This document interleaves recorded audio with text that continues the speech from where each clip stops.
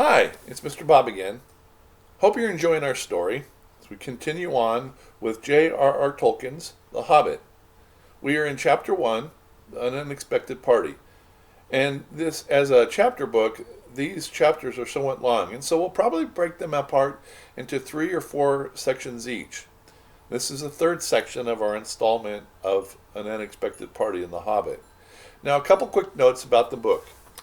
The book, if you'll notice, is a little bit different than the movie in places. And in fact, later on, you'll find quite a few differences. That's not unusual. Whenever you make a movie out of a book, you have to make different changes in order to fit it properly in.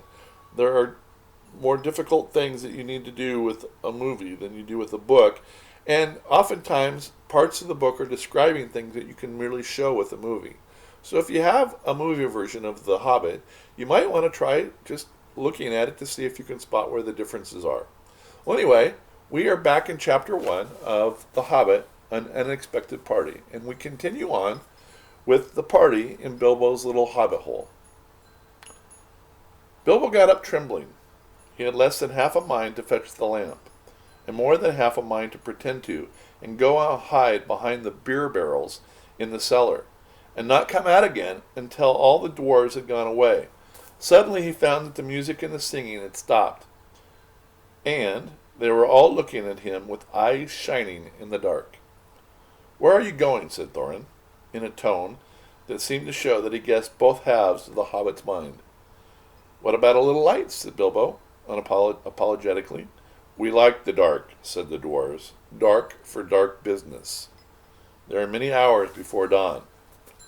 "Of course," said Bilbo, and he sat down in a hurry. He missed the stool and sat in the fender of the fireplace, knocking over the poker and shovel with a crash. "Hush," said Gandalf. "Let Thorin speak." And this is how Thorin began. "Gandalf, dwarves, and Mr. Baggins, we are not together in the house of our friend and fellow conspirator, this most excellent and audacious hobbit. May the hair on his toes never fall out. All praise to his wine and ale."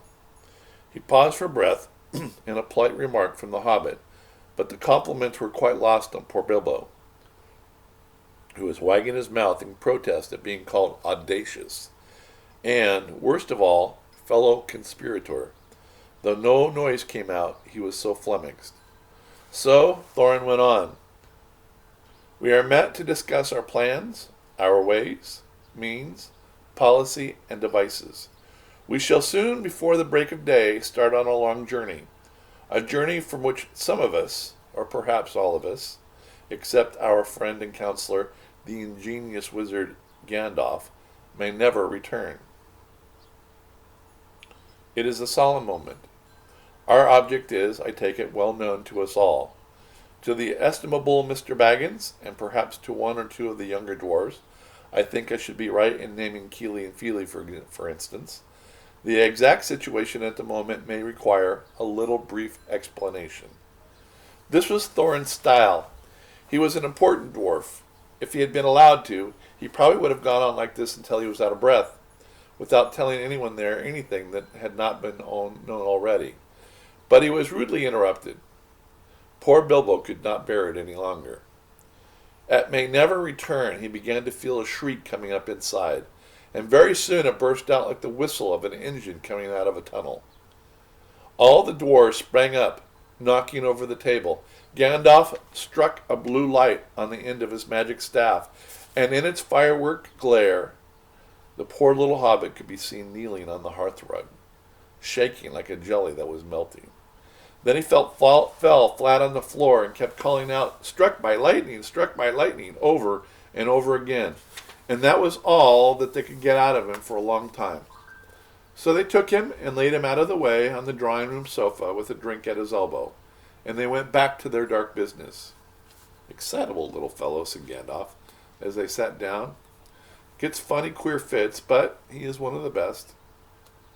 One of the best, as fierce as a dragon in a pinch." If you've ever seen a dragon in a pinch, you will realize that this is only poetical exaggeration, applied to any hobbit, even to old Took's great-granduncle Boror, who was so huge for a hobbit that he could ride a horse. He charged the ranks of the goblins of Mount Graham in the Battle of the Green Fields, and knocked their king Golfimble's head clean off with a wooden club. It sailed 100 yards through the air and went down a rabbit hole, and in this way the battle was won and the game of golf invented at the same moment. Indeed, it was. In the meantime, however, Bulwer's gentler descendant was reviving in the drawing room. After a while and a drink, he crept nervously to the door of the parlor. This is what he heard. Gloin speaking. Humph. Or something more or less like that. Will he do you think? It is all very well, Gandalf, to think about this hobbit being fierce. But one shriek like that, in a moment of excitement, would be enough to wake the dragon and all of his relatives and kill the lot of us. I think it sounded more like a fright than excitement. In fact, if it had not been for the sign on the door, I should have been sure we had come to the wrong house. As soon as I clapped my eyes on the little fellow bobbing and puffing on the mat, I had my doubts. He looks more like a grocer than a burglar. Then Mr. Baggins turned the handle and went in. The Took side had won. He suddenly felt he would go without bed and breakfast to be thought fierce. As for little fellow bobbing on the mat, it almost made him really fierce. Many a time afterwards, the Baggins part regretted what he did now. And he said to himself, Bilbo, you were a fool. You walked right in, and you put your foot in it. Pardon me, he said, but if I have overheard words that you were saying, I don't pretend to understand what you were talking about, or your reference to burglars, but I think I'm right in believing, that is what he called being on his dignity, that you think that I am no good. I will show you. I have no signs on my door. It was painted a week ago. And I'm quite sure that you have come to the wrong house. As soon as I saw your funny faces on the doorstep, I had my doubts. But treat it as the right one. Tell me what you want done, and I will try it. If I have to walk from here to the east of East and fight the wild weirworms in the last desert. I had a great-great-great-granduncle once, Bulwer Took, and, yes, but that was long ago, said Gloin. I was talking about you. And I assure you there is a mark on this door, the usual one on the trade, or used to be. Burglar wants a job, plenty of excitement, and reasonable reward. That's how it usually read. You can say expert treasure hunter instead of burglar if you like. Some of them do. It's all the same to us. Gandalf told that there was a man of the sort in these parts looking for a job at once, and in that time he had arranged for a meeting this Wednesday tea time. Of course there's a mark, said Gandalf, but I put it there myself, for very good reasons. You asked me to find the 14th man for your expedition, and I chose Mr. Baggins. Let's just say let anyone say I chose the wrong man or the wrong house, and you can stop at 13 and have all the bad luck you want and go back to digging coal. He scowled so angrily at Gloin that the dwarf huddled back in his chair. He didn't want to frighten or make mad a wizard. And when Bilbo tried to open his mouth to ask a question, he turned, Gandalf meaning, and frowned at him and stuck out his bushy eyebrows, till Bilbo shut his mouth tight with a snap. That's right, said Gandalf, and that ought to be enough for all of you. If I say he is a burglar he is, or will be when the time comes. There's a lot more in him than you guess, and a good deal more than he has any right to think of himself. You may, possibly, all live to thank me yet. Now, Bilbo, my boy, fetch the lamp, and let's have a little light on this. On the table, in the light of a big lamp with a red shade, he spread a piece of parchment, rather like a map. This was made by Thror, your grandfather, Thorin, he said in answer to the dwarf's excited questions. It is a plan of the mountain. I don't see how this will help us much, said Thorin, disappointedly after a glance. I remember the mountain well enough and the lands about it. And I know where the Mirkwood is, and the weathered heath where the great dragons bred. There is a dragon marked in red on the mountain, said Balin, but it will be easy enough to find him without that if we ever arrive there. There is one point that you haven't noticed, said the wizard, and that is the secret entrance. You see that ruin on the west side of the map, and the hand pointing to it from the other ruins? That marks hidden passage in the lower hall. Now, if you've never seen the map before, I will show you a picture of the map so that you have a better idea of what is being talked about here. And you can pause the video if you like, to get a better look at it. Anyway, that is the ruins and the hand that he's talking about there in the book.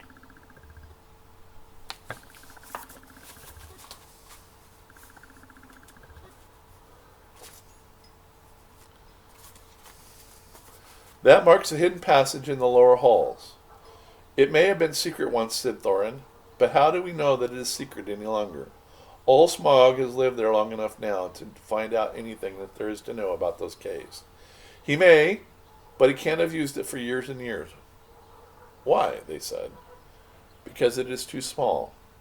5 feet high the door, and 3 may walk abreast, say the ruins. But Smaug could not creep into that hole of that size, not even when he was a young dragon, and certainly not after devouring so many of the dwarves and the men of Dale. It seems a great big hole to me, squeaked Bilbo, who had no experience of dragons and only of hobbit holes. He was getting excited and interested again, so that he forgot to keep his mouth shut. He loved maps, and in the hall there hung a large one of the country round with all his favorite walks marked on it in the red ink. How could such a large door be kept secret from everybody outside apart from the dragon, he asked. He was only a little hobbit, you must remember. In lots of ways, said Gandalf, but in what way this one has been hidden we do not know without going to see. From what it says in the map, I should guess that there is a closed door which has been made to look exactly like the side of the mountain. That is the usual dwarves' method. I think that is right, isn't it? Quite right, said Thorin. Also, went on Gandalf, I forgot to mention that with the map went a key, a small and curious key. Here it is, he said, and handed it to Thorin, a key with a long barrel and intricate wards made of silver. Keep it safe. Indeed I will, said Thorin, and he fastened upon a fine chain that he hung about his neck and under his jacket. Now things began to look a little bit more hopeful. This news alters them much for the better. So far we have had no clear idea what to do.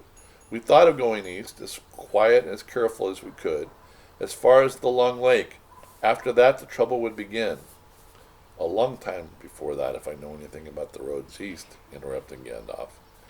We might go from there all up along the river running, went on Thorin without taking notice, and so to the ruins of Dale, the old town in the valley there under the shadow of the mountain. But none of us like the idea of the front gate. The river runs out of it through the great cliff at the south of the mountain, and out of it comes the dragon too, far too often unless he's changed. That would be no good, said the wizard, not without a mighty warrior, even a hero. I tried to find one, but warriors are busy fighting one another in distant lands, and in this neighborhood heroes are scarce, or simply not to be found. Swords in these parts are mostly blunt, and axes are used for trees, and as shields, as cradles, and dish covers, and dragons are comfortably far off, and therefore legendary. That is why I settled on burglary, especially when I remember the existence of a side door. Here is our little Bilbo Baggins, the burglar, the chosen and selected burglar. So now, let's get on and make some plans. And we'll stop there, and we'll finish the chapter next time. Anyway, I hope you're enjoying the story. Continue to read if you can find a copy of the book, and tell your teacher if you're enjoying listening to these stories. I know that they have lots of plans for different things that they're going to try to do to help keep your skills up in this time as we wait. Remember, it won't be long until we're back together again at Colonel Wright Elementary School. I hope you have a good day, and we'll talk to you later soon. Goodbye.